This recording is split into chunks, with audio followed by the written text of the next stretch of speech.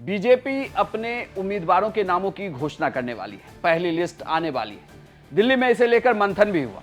बृहस्पतिवार की रात कहें तो 3:30 बजे नेता बीजेपी के कार्यालय से निकले, लेकिन बिहार को लेकर कोई बड़ी खबर नहीं निकली। यह कहा गया कि बिहार में अभी जेडीयू एलजेपी के दोनों धड़े उपेंद्र कुशवाहा और जीतन राम मांझी से सीट शेयरिंग पर बातचीत फाइनल नहीं हुई है। लेकिन इस बीच बड़ी खबर यह आ रही है कि बीजेपी की सीसी ने यह फाइनल किया है कि बिहार के कोटे के जो मंत्री हैं उनमें से कई मंत्रियों के टिकट कट सकते हैं, यानी कि उन्हें सांसद अब वो लोकसभा चुनाव में नहीं उतरेंगे। नमस्कार, प्रणाम, बिहार तक देख रहे हैं आप। मैं हूं आपके साथ इंद्र मोहन।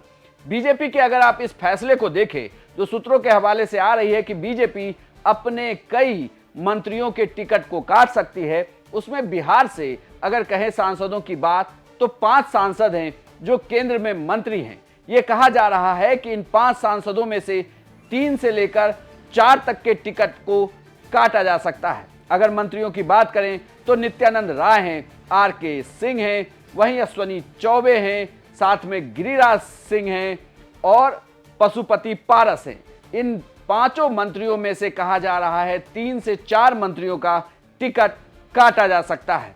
एक नाम की चर्चा सबसे ज्यादा है जिन्हें कहा जा रहा है कि उनका टिकट कट सकता है। वो सबसे पहला नाम है जो सूत्रों के हवाले से निकल कर आ रही है, वो है पशुपति पारस का। पशुपति पारस को लेकर कहा जा रहा है कि एलजेपी के दोनों धड़ों में से अगर सीट शेयरिंग पर बातचीत होती है तो उसमें से पशुपति पारस का भी टिकट काटा जा सकता है। वहीं दूसरे बड़े नाम की बात करें तो अश्वनी चौबे को लेकर भी चर्चा है कि अश्वनी चौबे का भी टिकट काटा जा सकता है। वहीं पर आरके सिंह जो आरा के सांसद हैं उनके नाम की भी चर्चा है कि बीजेपी उन्हें इस बार लोकसभा चुनाव में नहीं उतारने जा रही है। वहीं बात करें गिरिराज सिंह की तो गिरिराज सिंह फिलहाल क्षेत्र में एक्टिव हैं। नरेंद्र मोदी की रैली भी होने वाली है। ऐसे में उन्हें लेकर कहा जा रहा है कि शायद पार्टी उन्हें फिर से लोकसभा का टिकट दे सकती है। वहीं बात करें आखिरी सांसद की नित्यानंद राय की, चूंकि नित्यानंद राय गृह विभाग में राज्य